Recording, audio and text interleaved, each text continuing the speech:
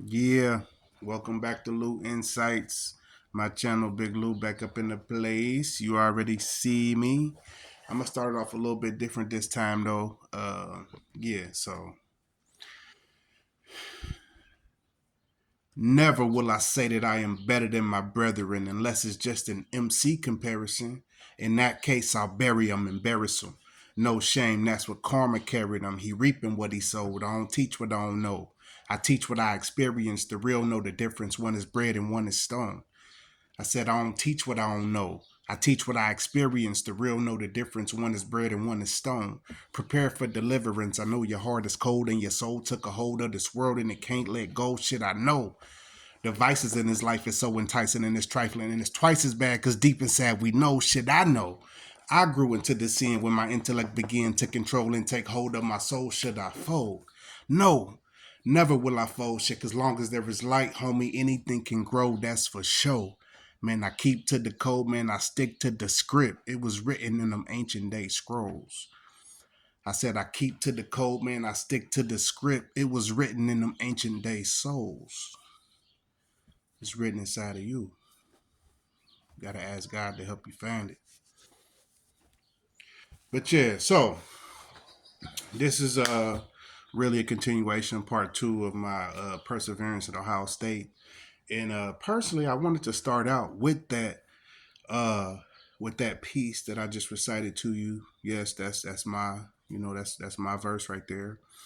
And what makes that verse so relevant and important is that right there is what helped me to begin to recover and overcome all of those obstacles I named in part one. So in part one, I noticed that I really just named the obstacles and the things I went through, but I didn't really go into detail about how I overcame it. You know what I'm saying? I know I mentioned endurance, I mentioned faith, but I'm gonna go into a little more detail than just that. A big part of what helped me to get, past to overcome it and recover and heal was through poetry. You know what I'm saying? That's my time where I became a kind of deep hip hop head. And I got to give shouts out to a couple of my roommates, Victor Turner. I didn't get permission if I could say his name or not, but I'm sure he wouldn't mind. We call him VT. That man was the truth. He is the truth. That's my dude. We don't speak to this day that much or whatever, but I know that without him, I would have never reached my level that I reached inside of just being able to write on the level I write with. You know what I'm saying? He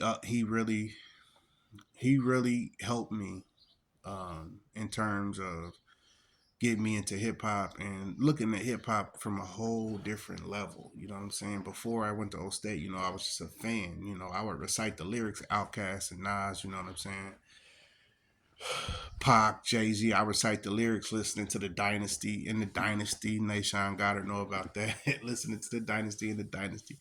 But I wasn't really a hip hop. I wasn't in hip hop. I was just a viewer. Then when I went to Old State, met people like VT, met my dude Khalid Bowen, who was still a producer. Met my dude, the big KY the Grizzly. Met my dude Mo. You know what I'm saying? We formed a little, rap unit, and we really made each other better. And they definitely made me better and reach down. And me having that to go to was a very vital tool in me overcoming a lot of things, not just in college, but in my life, because it allowed me a place to release. It allowed me some relief, and then once I found out I was good at it, oh, you couldn't tell me nothing. Shoot. You know what I'm saying? I was majoring in two majors. In my mind, I'm becoming a rap star and I'm becoming a chemist. You know what I'm saying? So my poetry was a big part, and my raps was a big part of my recovery. It allowed me to express and get it outside of me instead of me just pining over things that I felt that were going wrong in my life. It allowed me a whole new outlet in addition to introducing me to a whole new world of hip hop, that I had never known about. So I thought it was only right and I thought it was very fitting to start out this video with that, with the peace of mind. Um, so yeah, so that was part of my toolbox for recovery.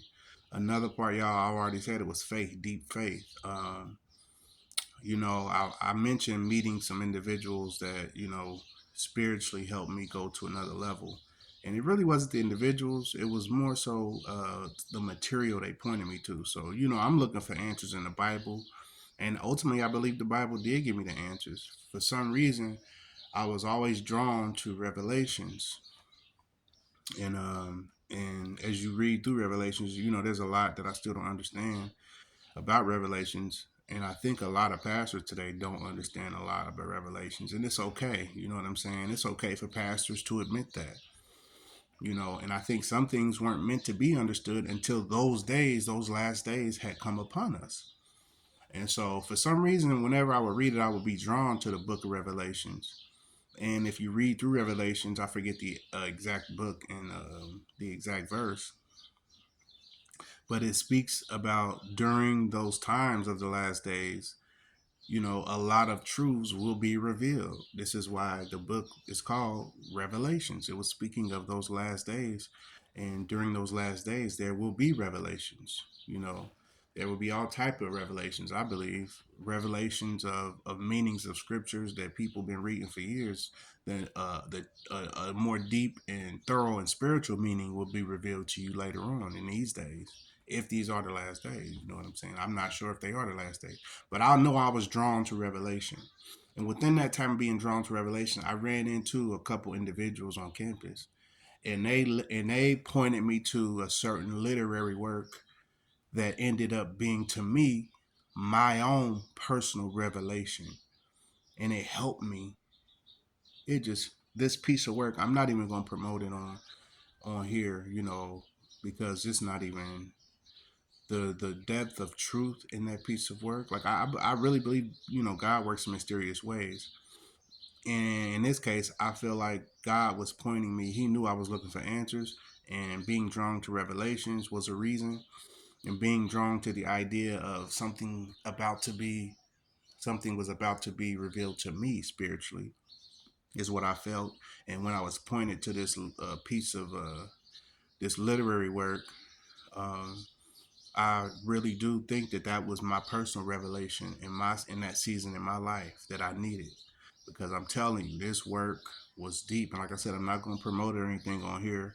If anybody's interested in knowing what that piece of work is, you can just DM me, and I'll tell you, what it was. But this piece of work, it just, in certain ways, I think that the type of language used in the Bible, you know, in, in comparison to how we speak nowadays, therefore thou art, we don't speak like that these days. So I think certain messages, are hard to grasp, that are in plain sight in the Bible. And I think in certain times, God points you to certain literary works that basically teaches you the same thing that the Bible's trying to teach you, but it can speak to you in more of a modern way of saying it. And I don't think it's anything different than, these pastors who write books that explain certain stories in the Bible in a more modern way. And I think I was pointed to this literary work, and this literary work opened my eyes and made me look at the world in a whole different type of zone, y'all. I'm looking at nature different, right? I'm I'm I'm looking at um people different, you know. I'm looking more through the physical to the spiritual. You know what I'm saying? I'm able to see things from their core. Like, oh, if I'm in a discussion and lecture, after I was introduced to this work and I read it and I started to apply it to life, I was able to look at certain professors or certain students and having discussion in class, and I'm able to immediately surpass the surface words that they're using and immediately be able to read straight to the core of what they're saying. You know what I'm saying? And it's hard to explain in some ways. It's like, okay, going into a store where they're selling clothes, and you come upon a section where they're selling women's lingerie. Now, just say as a man, you see the lingerie, you might think like, dang, that look good on my woman, or I would love for my woman to wear something like that. But then you might think even deeper, like, hold on though, what's the core? What's the core behind the person who made that piece of lingerie? What was their core purpose for even doing that? And you start to really think about things on a deeper level. Like, dang, was that reason for was to promote lustfulness, or was it a reason for to promote sexual kinsmanship between a husband and wife? You know what I'm saying? Whatever the core reason is, at least I'm looking to ponder what the core reason is for um, for that piece of art, I guess, for them. You know, that piece of merchandise. So that's just an example. But even being able to listen to what people are saying to me, and then being able to kind of read beyond the surface words that they're saying and be able to actually look at what the core of what they're saying, why are they saying it, is the core. Are they saying it because they love me and they want to help me, or are they saying it in a place out of a place of hurt and they're trying to hurt me? They're just trying to make me feel how they feel. You know what I'm saying? Just even thinking in that way, that literary work that they pointed me to helped me to see and start to think in so many ways. It was almost like a cleaning of my thoughts going on, you know. And I don't want it to sound like brainwashing or nothing like that, because obviously I'm still who I am, you know.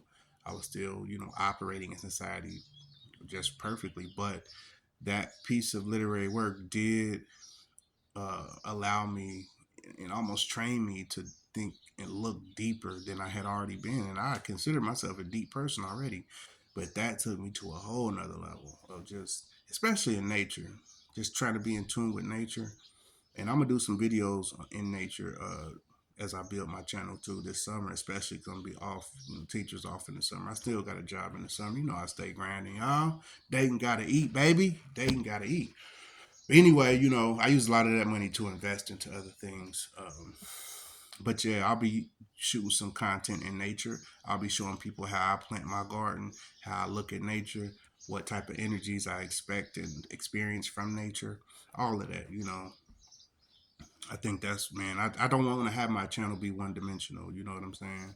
But yeah, a big part of my recovery was through faith, prayer, and then running into the right people and running into the right pieces of literary work that I believe that God wanted me to see. You know what I'm saying? And then also a big part of my recovery was keeping myself busy. Like, even though I was busy, you know, my first class was 8 o'clock in the morning. You know, I had lab, all of my real most serious classes like physics and calculus, and I even took, I forgot to mention, I took a class, physical chemistry, where it was a mixture of physics and chemistry. We were trying to locate invisible particles, y'all. It's crazy. Like, it's like we in class trying to locate this particle that we can't even see on a microscope, but we doing it through mathematical probabilities. You know, we're using that. So I took physical chemistry, like, you know, but in these classes, I'm feeling like I'm able to think on such a clear level. I almost felt like I ran into a cheat code. This certain book that I ran into, man, it really like cleansed my mind and made my thoughts so much more clear.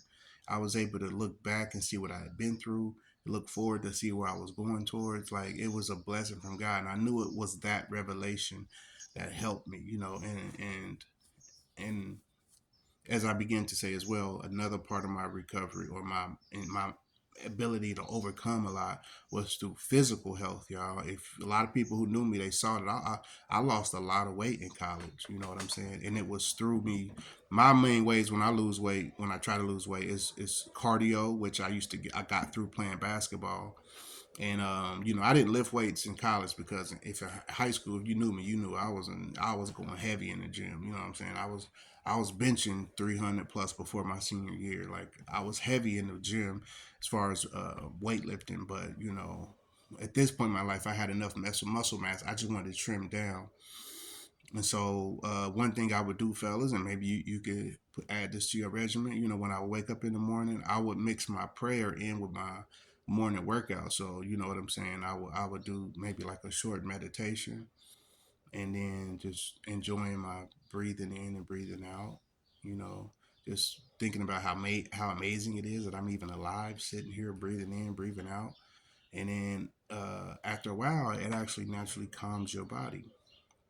And then, you know, I would stretch out, do my stretches, regular stretches, And I guess in the future I'll show you what I mean by that. I'm not no expert, personal trainer or anything, but these are just regular stretches I do.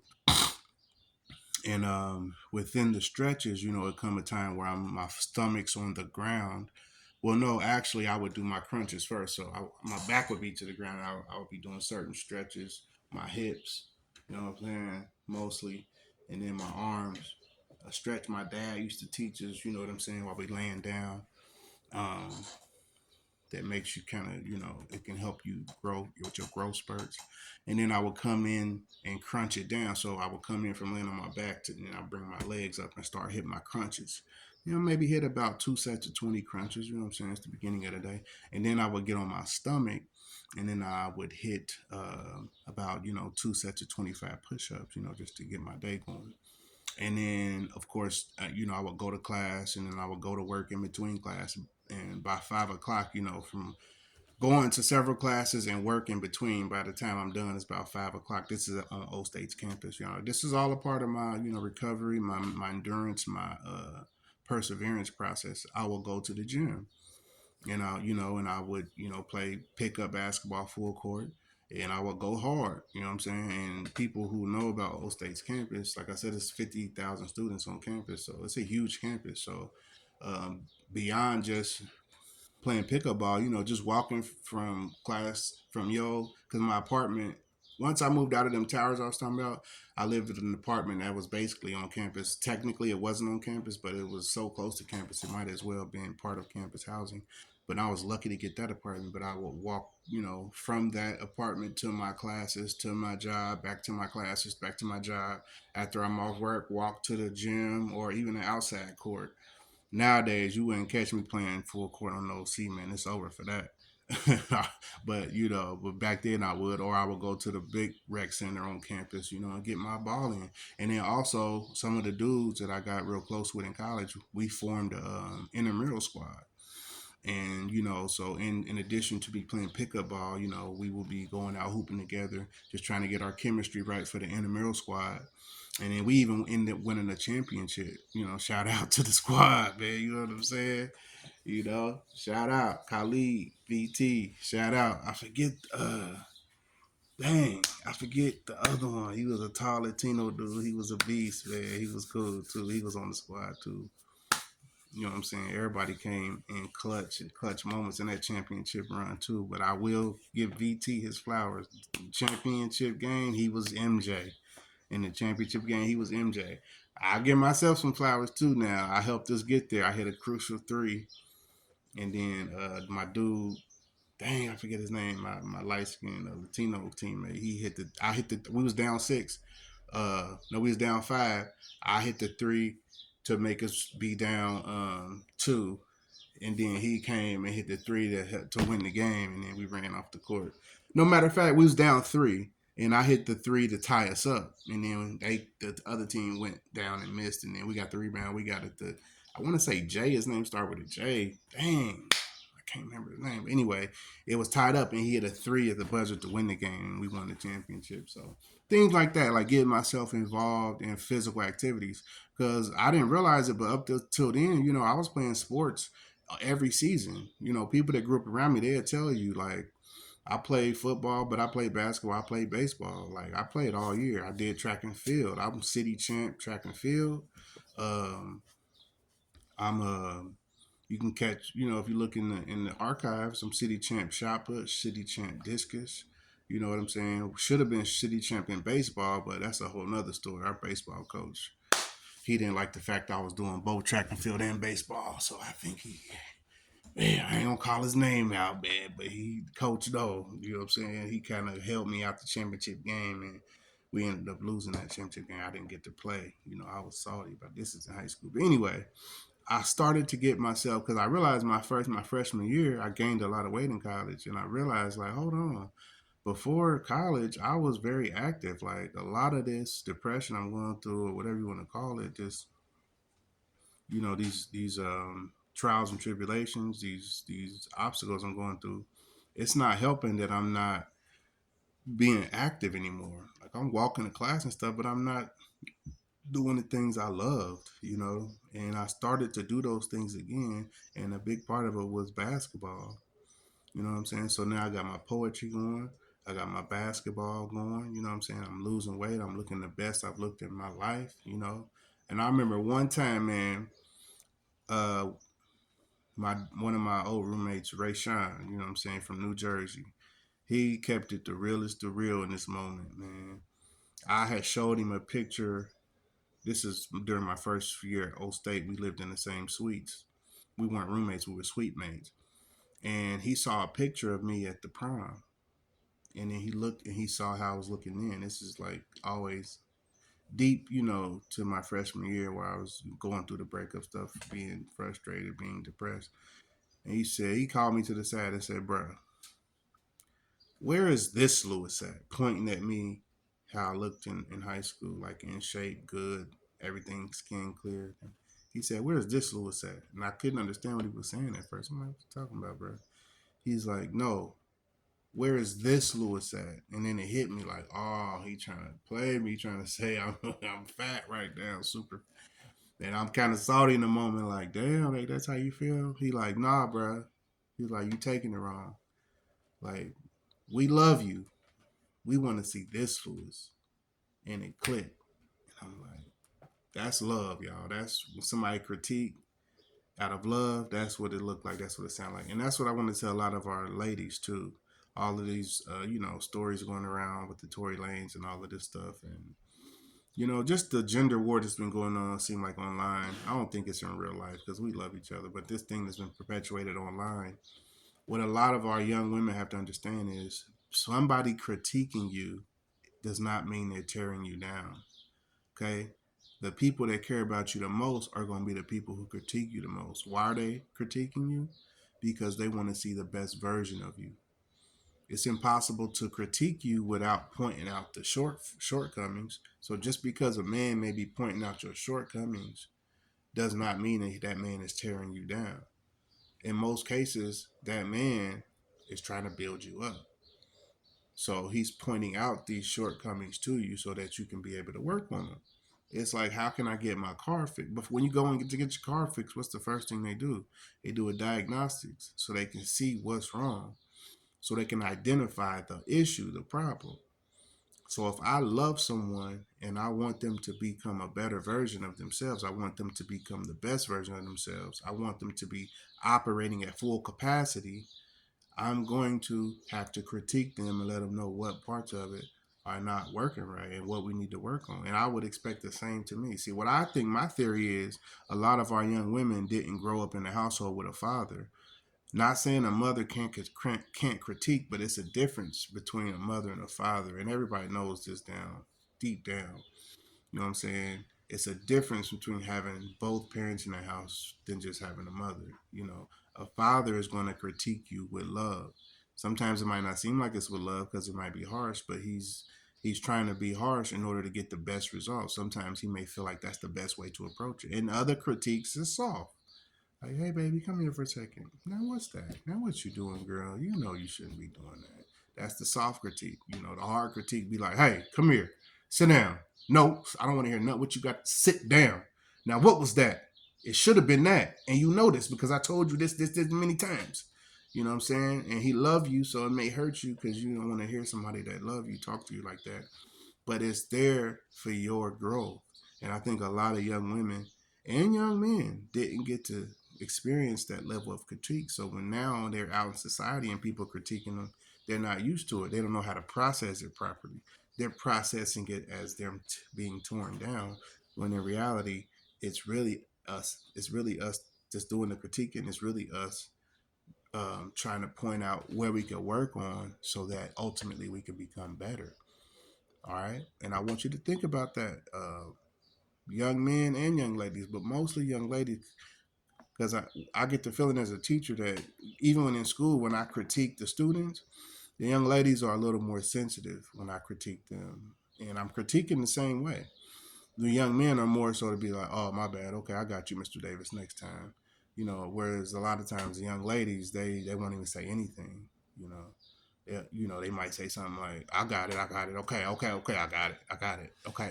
Attitude wise, they're not used to processing it right. And it's not all of our young women, but it damn sure is a lot, y'all. You know what I'm saying? It's almost become an art to how I have to critique. Depending on that person's personality and how they might be feeling that day, what I'm observing from them that day. I'm gonna have to approach it in a different way.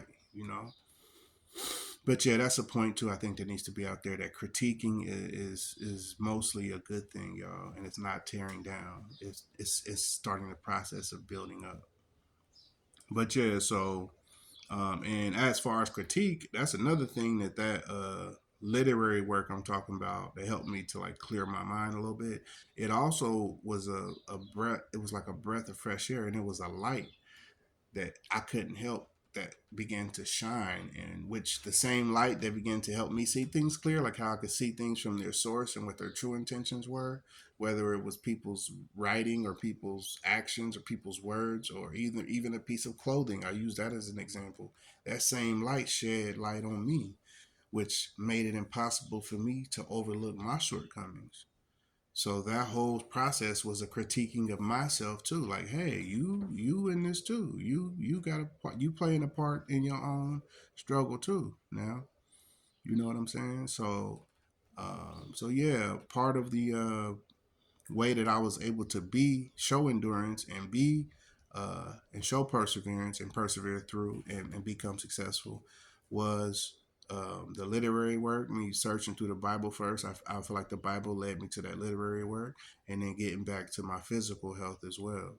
Um, and I also forgot in that other video when I was talking about how we had that semester where we didn't have no gas, and the gas was controlling. We had electricity, and we had to heat the apartment with the electric stove. But for real, we also gas in that apartment we was living in controlled the heat to the water too. So a lot of times when I was saying I ain't have room to get into the shower, when the days that I did get into the shower, that shower, it was cold water. Like, so I take cold water for almost like a whole year.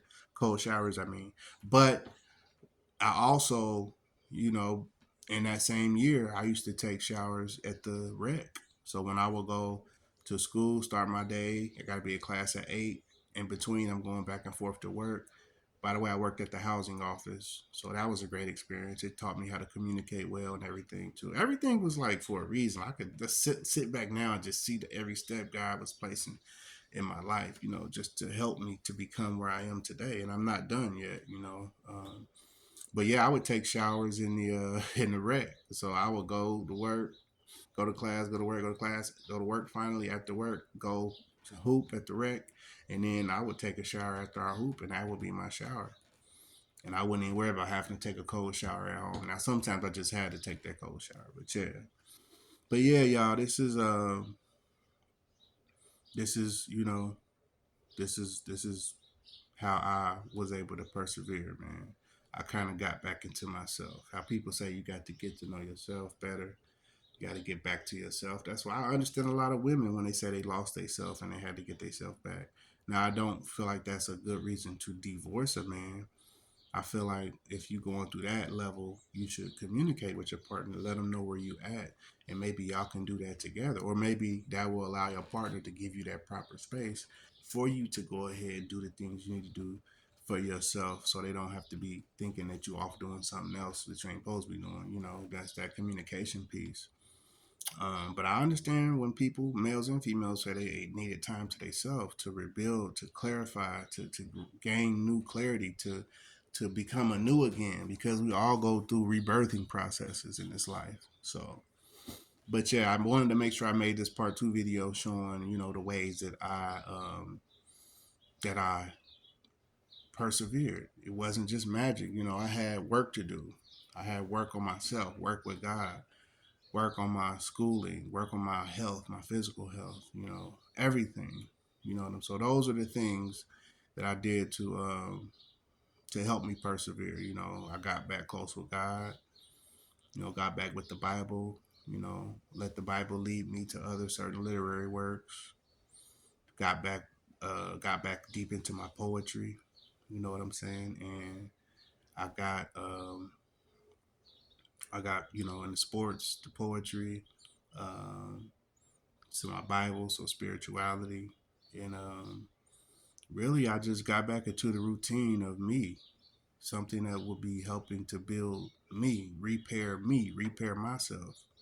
You know what I'm saying? So the main things again that I used as tools was my spirituality, you know, my poetry, my hip hop, you know what I'm saying, and the people that helped me, get into that world, and then my physical fitness, you know, and then of course focusing on my academics too. So, so yeah, y'all. Again, no matter what you're going through, as long as there is light, homie, anything can grow. That's for sure. I keep to the code, man. I stick to the script. It was written in them ancient day scrolls. You know, I keep to the code, man. I stick to the script. It was written in your ancient day soul. Feel me? Meditate and find that information. It's in there, buddy. So yeah, again, this is Lou Insights. Y'all love life, love creation, love yourself, and I love you. And I'll holler. Peace.